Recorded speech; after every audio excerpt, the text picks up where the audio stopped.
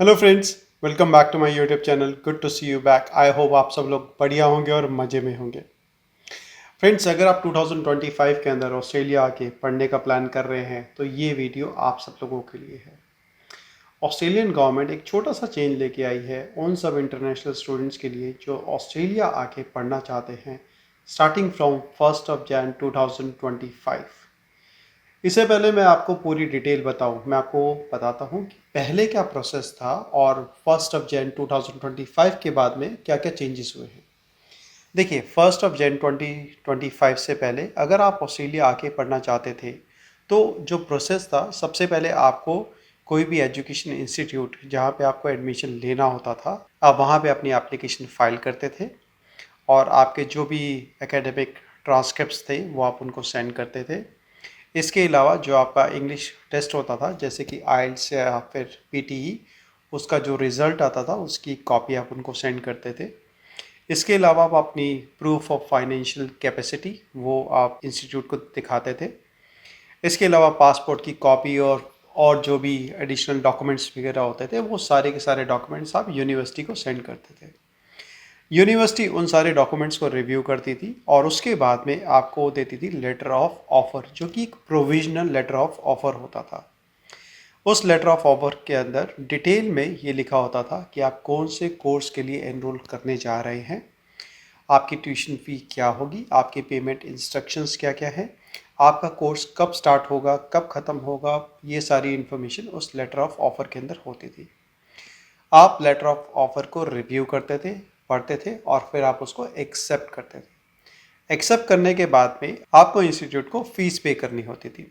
जब आप फीस पे कर देते थे उसके बाद में इंस्टीट्यूशन आपको सेंड करता था COE। COE stands for confirmation of enrolment.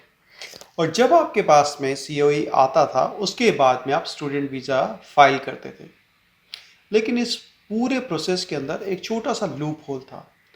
लोग क्या करते थे कि जैसे ही लेटर ऑफ ऑफ़र उनके पास आता था वो लेटर ऑफ ऑफ़र को लेते थे और उसके बाद में वो स्टूडेंट वीज़ा फाइल कर देते थे और वहाँ पे अपनी एप्लीकेशन के अंदर ये मेंशन कर देते थे कि they are waiting for confirmation of enrollment और उनको स्टूडेंट वीज़ा मिल भी जाता था।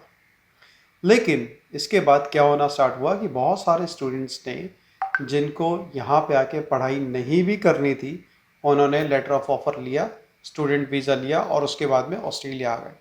तो इसका मतलब द मोमेंट आपको स्टूडेंट वीज़ा मिल जाता है, आप आसानी से ऑस्ट्रेलिया के अंदर आ सकते हैं। तो बहुत सारे लोगों ने ये राउट फॉलो किया ऑस्ट्रेलिया में एंट्री करने के लिए। जब गवर्नमेंट को ये सारी चीज़ों के बारे में पता चला तो उन्होंने पूरा प्रोसेस ही चेंज कर दिया।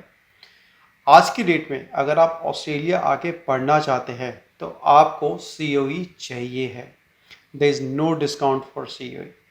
गवर्नमेंट का कहना है कि अगर आपके पास में COE नहीं है और अगर आप स्टूडेंट वीज़ा फाइल करते हैं तो देन एंड देयर आपका स्टूडेंट वीज़ा जो है वो रिजेक्ट हो जाएगा। तो पहले की तरह आज की डेट में आप ये काम नहीं कर सकते हैं।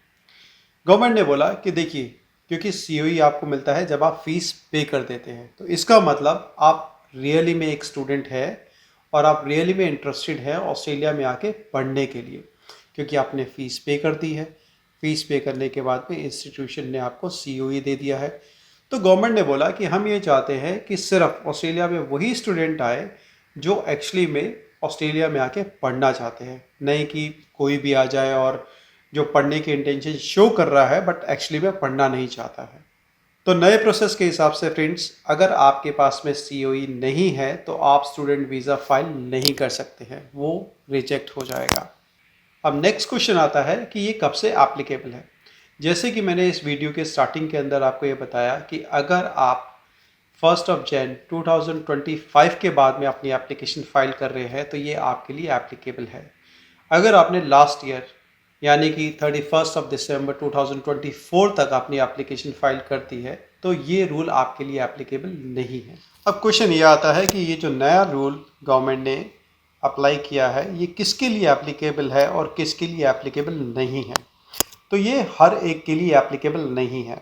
ये उन सारी कैटेगरीज के लिए एप्लीकेबल नहीं है जो फॉल करती हैं अंडर फॉरेन अफेयर्स, डिफेंस और सेकेंडरी एक्सचेंज स्टूडेंट्स के।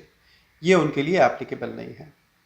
आई होप फ्रेंड्स आज का ये वीडियो आपको पसंद आया होगा। अगर आज का ये वीडियो आपको पसंद आया है तो हमारे वीडियो को लाइक कीजिए, हमारे चैनल को सब्सक्राइब कीजिए। चलिए मिलते हैं नेक्स्ट वीडियो के अंदर। Till then bye, take care.